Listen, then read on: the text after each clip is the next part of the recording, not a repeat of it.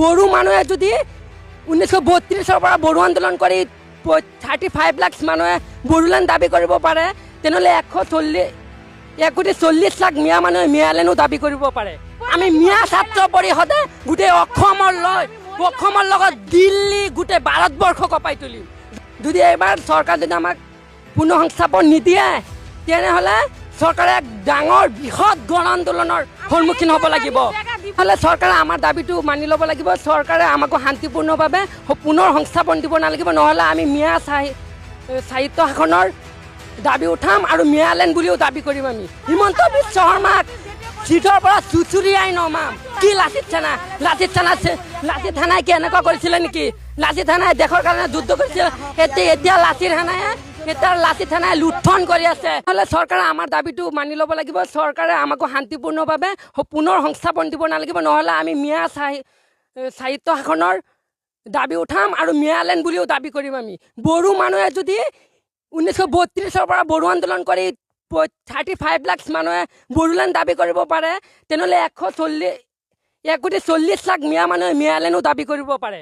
যদি এইবাৰ চৰকাৰ যদি আমাক পুনৰ সংস্থাপন নিদিয়ে তেনেহ'লে চৰকাৰে এক ডাঙৰ বৃহৎ গণ আন্দোলনৰ সন্মুখীন হ'ব লাগিব।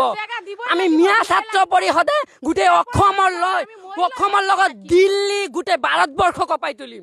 জমিউল উলামা হিনৰ লগত লৈ আমচু নেমচু যিমান সংগঠন আছে আমি সকলোৱে মিয়াই মিলি সকলো দিল্লী অসম সকলো কঁপাই তুলিম। হিমন্ত বিশ্ব শৰ্মাক চিটৰ পৰা চুচুৰিয়াই নমাম। আমাৰ চৰকাৰ হৈছে ৰাইজৰ কল্যাণৰ কাৰণে চৰকাৰ বনাইছোঁ। বিদ্যাপুৰ টাউনখন এনে গঠন হোৱা নাইতো। 50 বছৰত এখন সভ্যতা গঠন হৈছে।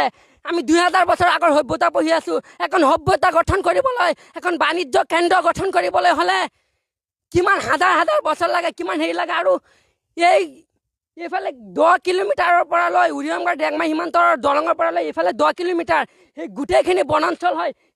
এইফালে আমাৰ পঞ্চায়তত 36 গাঁও আছে, তাৰ ভিতৰত 2খন গাঁও বনাঞ্চল হয়। বাকী গাঁও কি হ'ল? বাকী গাঁও বনাঞ্চল নহয় নেকি? তাত আদিবাসী বড়ো মানুহ থাকে নেকি? থাকে বুলি তাত হেৰি নহয় নেকি? নাই কৰা।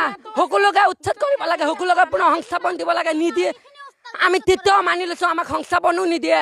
আমি নগাঁও ফালে গ'লে ইফালে লাচিত থানা লগাই দিছে শিলাদিত্যৰ নেতৃত্বত। কি লাচিত থানাই কি এনেকুৱা কৰিছিলে নেকি? লাচিত থানাই দেশৰ কাৰণে যুদ্ধ কৰিছিল। এতিয়া লাচিত থানাই লুণ্ঠন কৰি আছে। ৰাস্তাত গাড়ী ৰখাই টকা পইচা লৈছে, মাইকীবোৰত মাৰধৰ কৰিছে, মানুহৰ কাণত ধৰি উঠাব কৰাই। সেইটো লাচিত থানা নহয়তো। লাচিত থানাৰ চৰিত্ৰ এনেকুৱা নাছিলে। লাচিতৰ সময়ত বাক হাজৰিকা কোন আছিলে? ইছমাইল হুছেইন হাজৰিকা আছিলে। তেওঁতো আছিলে, তেওঁতো মুছলমান আছিলে।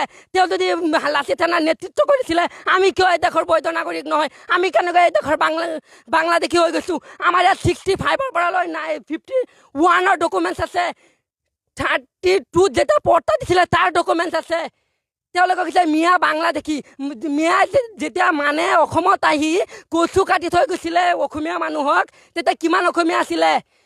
1920 চনত ইংৰাজসকলে পূৰ্ববংগৰ পৰা মিয়া মানুহ আনি বহাইছিলে। তেতিয়া কোনো ভাৰত স্বাধীন হোৱা নাছিলে। আৰু সেই সময়ত প্ৰায় 7 লাখ মানুহক মাটিৰ পট্টা দি তেওঁলোকে মৰাপাট খেতি আৰু ধান খেতি কৰাৰ কাৰণে বহাইছিলে।